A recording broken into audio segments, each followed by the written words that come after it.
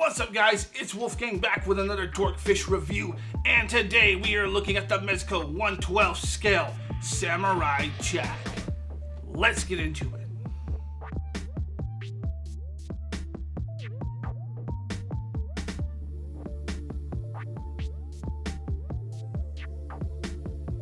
Long ago in a distant land, the evil Aku, the shape-shifting master of darkness, unleashed an unspeakable evil. But a foolish samurai warrior wielding a magic sword stepped forth to oppose him. Before the final blow was struck, he threw that samurai into a portal in time and flung him into a future where the evil is strong. Now the fool seeks to return to the past and undo the future that is Aku. And that is the basic premise for the cartoon that inspired this action figure, the story behind Samurai Jack. And I have to say, growing up, this was one of my favorite shows. I absolutely loved it. I followed it all the way through to the end. And I was so excited when they announced this figure. And now I'm happy to have it in hand for this review. So, while I know the show was amazing, let's discuss how the figure is. Of course, as always, we're going to start with the package and accessories. Alright, and here is the box. You get a lovely shot of Samurai Jack with the logo on the front and parts of the Cartoon Network logo on the top. You get Jack with Aku in the background again. Jack on the side, Aku some more. The figure and all its lovely accessories. Jack on the side, back to the front. And that's all there is to it. Now moving on to the accessories, and we have a really good spread of stuff. This is what he comes with in package, that particular hair piece, that particular head, and the two closed fist hands. But he has a lot more. He has, in total, 5 heads and 1, 2, 3, 4, 5.5 sets of hands, as well as tons of other stuff we're going to get into right now. So the first tray comes with 3 hair pieces. It's important to note that if you have the Solomon Kane release, then you know what's going on here. They have hair that ports in and out of the different heads. So the hair that's on him now, which is kind of the regular look, the sideburns stay, but the rest of the hair moves on and off. That is the same with all of the pieces. Another hair piece I've got, the hair undone, which looks great. A lot of great detail. It still manages to maintain the shape and angular look of the cartoon while still flowing in the wind like certain shots would give you. So amazing job there. You've got this hair piece, which is, you know, the early battle starting to come undone look, and it looks great. You've got all kinds of details in it still. Obviously the hair piece that's on him, which has detail in it. I like that. Good job there. For the heads, you've got the one obviously that's on him, as well as this closed eye head. And now you can see what I'm talking about. The sideburns are there, but this is all kind of hollowed so that way the hairpiece can sit right into spot. It looks good. The angles on it are good. The paint is good. You've got this menacing head with his eyes looking off to the side. Not bad there. You've got a smiling head. Looks good there. And you've got this, which I really like, the battle damaged head. I really like that. Really good job there. As far as other accessories that fits on the head, you've got his hat, which is fantastic looking, but a little cumbersome and bothersome to put on the head. It doesn't quite sit properly. Unlike the hair, it doesn't have a peg port section. So if you notice, the hair has a little peg port in there. The hat doesn't, and I feel like it sits a little low, but that's just me. But it looks great. You have this here, the cloth that would go around the eyes, the episode where he had to cover his eyes and use his instincts. And then for the rest of the top tray is the hands. So like I said, you've already got the fist hands on them. You have this one stylized hand here. Looks great, great sculpt. You've got this pointing hand here. Looks good. You've got this hand here, kind of a gesturing hand. You could probably put some ninja stars in between it. You could do some other stuff with it. It's a cool looking hand. Yeah, looks good. You've got this hand here, which will hold accessories and weapons. That one looks good. You've got this stylized hand here. I like how the palm is sculpted. They did a really good job with that. Now we'll get into the pairs of hands that are alike on both sides. So a gripping hand for left and right like such, and relaxed hands for both like such. And they're sculpted really well. They did a great job with them. For the second tray, you get his weapons and other accessories. We're going to start with the big one, the portal. And it looks amazing. It's the same front and back. This part, it's simple. It just slots right in. Real easy. And looks great. I think it's awesome. I love it.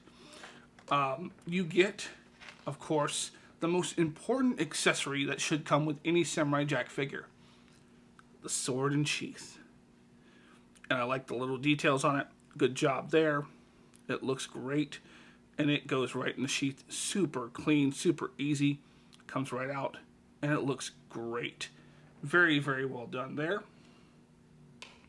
You get his bow, which didn't use in many episodes. I know they used it in the first episode and they used it in the training. I don't remember how many other episodes they used it in, but I do like that it looks great. And it actually is made with elastic. So that way it clips back so you can actually do some tension hold shots with it. And then if you're going to have a bow, you got to have arrows. And it comes with 3 of these magnificent arrows right here. And they look great. Amazing job. Yeah, you get 3 of those. And that's what comes in the second tray. And for your final tray, you've got the jack stand and 112 bag. And I am happy with it. Everything is pretty good in this. I like it. So accessory-wise, I would say he's pretty well stacked. I don't know if there's many other things that I would want to add to him. I would have to go through and look at a lot of things from the cartoons to decide what else he could potentially be missing. But I am satisfied from a Samurai Jack standpoint. This is A1. But while the accessories are great, let's talk about the aesthetics. While we're here, has anyone ever noticed that Samurai Jack kind of looks like the professor from Powerpuff Girls? Just saying. Anyway, aesthetically speaking, I think this figure is fantastic. The way they did the band around the waist, the sword, how it clicks in, the heads, all of it, I think aesthetically is fantastic. It's angular and shaped just like the cartoon, and the cartoon is stylized to a 2D format, so even in a 3D world where these figures pop out, it's hard to capture fully a 2D format. But I think Mezco did the best they could, and I'm not saying that to their detriment, I'm saying that to praise their work. In this case, I think for the most part, it looks like Samurai Jack popped off the screen into toy format right in my hands. So aesthetically, he's great. Now, there's not a lot to talk about in terms of great detail. We're not talking about a cartoon and figures that have different layers of depth to them that most others wouldn't. It was a very simple, I think, in my mind anyways, a very simple animation style that looked fantastic because of the way they designed things. And I think the figure captures that. It's very clean. There's no bleeding. There's no issues with the sculptor paint. Even the other parts of the figure, as we will see as we disrobe him, match up. It doesn't seem like there's a lot of discoloration between the skin types and tones. It's very well done, but it's a simple figure, so it shouldn't have been hard to complete in the first place. But that being said, Mezco, I think, killed it. Now, let's right quick see what he looks like without the robe, because there is a diaper underneath and the musculature we need to look at. And here he is, and he looks great. I think Mezco did a smart thing here in developing the toy underneath the cloth more than maybe they do with most others. I know that all the other figures have a sculpt and a body underneath for the most part, but they paid, I think in my mind, way more attention to detail with this figure because they knew people were going to want to do a disrobed look for Jack because it happens multiple times in the cartoon. Now, I do want to talk about aesthetically and articulated wise the robe and the belt sash first, just because I want to get those out of the way. It's a very well done piece, looks great all the way around, and they bendy wire the bottom. Now, I'm not certain that I like the bendy wire around the bottom, to be honest. You can get some cool swoops, but as it doesn't go up, you only get whatever this down here is going to allow you. I'll play with it and see if I like it, but personally, I think I'm either way. If they hadn't had it bendy wired, I'd have been okay. This is why I think they're genius.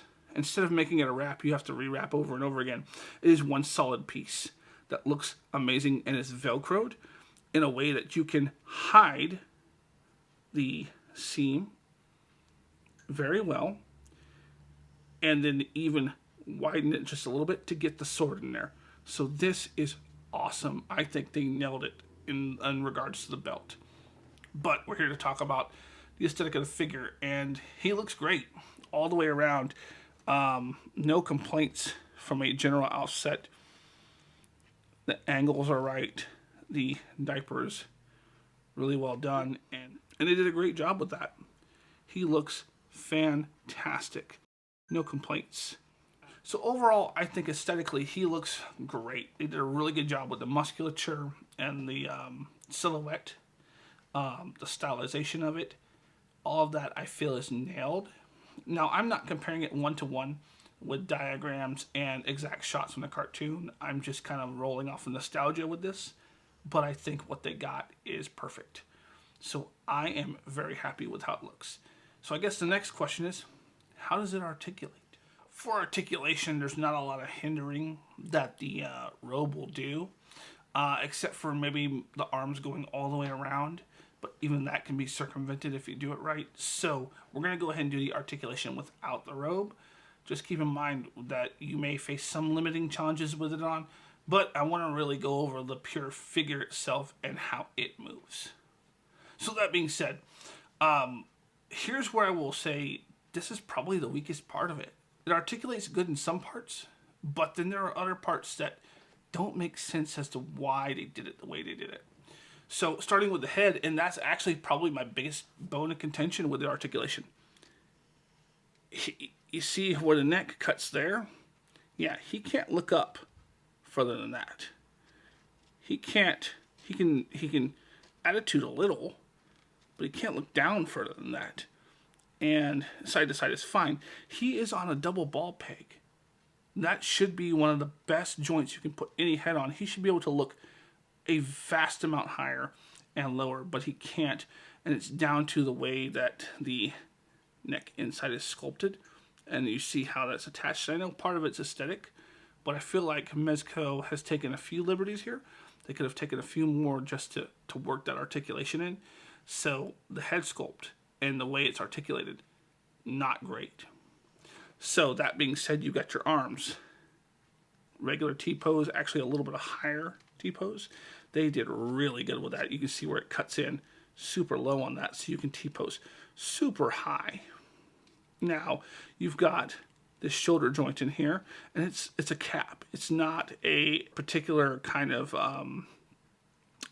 cut in here where you can hinge back and forth. It is a cap, so it's a ball joint kind of deal, right? It goes all the way around. You don't really get a lot this way. You get a little more going back, but not enough with this for me to think they should have it. Honestly, especially considering the robe will cover it most of the time. I don't think they needed this, but we got it. Right now, you got your bicep twist, just fine. Double jointed elbow goes in perfectly well. I'm happy with that. A little ugly, but you know, it's going to be covered. You've got the regular pin and hinge wrist. Works just fine. We get into the torso. torso moves pretty good. You get a little bit of gapping, but that's stylized gapping. But you go back pretty far, you go forward pretty far. You can twist at that portion, and it's fine. You've got your hip twist, which, I said this is not cloth, but it actually is cloth. I was 100% wrong. That diaper is 100% cloth. Let me just say that now. The diaper is cloth. I'm wrong on me. But you've got a twist underneath the diaper. It's a little more hindered. So I believe it's a ball joint. So together, you get about that far back. Not a lot. Forward together. Still not a lot. Side to side. Not horrible. For your leg articulation, splits, you can do them just fine. Just fine. Kick up, pretty good. Obviously, you got your thigh cut. Double jointed knee, about that far. Maybe a touch further if you push it. And then ankles. Now, the ankles are the other part of the articulation I don't like. It's on this cap. It's a ball pin hinge, or not a ball pin hinge. I apologize. To me, it feels just like a ball peg. But you can go about that far up and you're done. You can't go further back than that, at least on mine. And you got really no ankle articulation. So he can't quite get into the poses he should fully be able to get into. The other part of the frustration, to be honest, is he can't stand straight up properly sometimes without wanting to fall. So I've had issues standing him. Obviously, he's working fine right now. But in general, I've had issues standing him, and that could be a problem you'll face. So just something to think about. His ankles and his head joint, or neck joint, not great. I would say articulation is probably his weakest point, and he doesn't have horrible articulation, but it's not up to standard like I just did Casey Jones. And his articulation is immaculate.